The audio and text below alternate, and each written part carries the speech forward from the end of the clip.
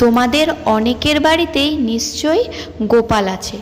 আর আজকে আমি আমার গোপুসোনার জন্য তৈরি করব মাখন। দেখো, আমি প্রথমেই একটা থালা নিয়ে নিয়েছি আর সাথে একটা ঘি নিয়ে নিয়েছি। ঘিটা কিন্তু আমি প্রথমেই একটা থালায় ঢেলে নিয়েছি। তারপর কিছু বরফের টুকরো নিয়ে এভাবে কিন্তু ঘোরাতে শুরু করেছি।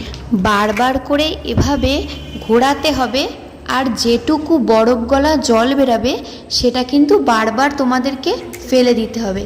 একটা সময় ঘোরাতে ঘোরাতে দেখবে এরকম টেক্সচার চলে এসছে, তখন কিন্তু বুঝতে হবে আমাদের গোপুসোনার জন্য মাখন কিন্তু একদম তৈরি।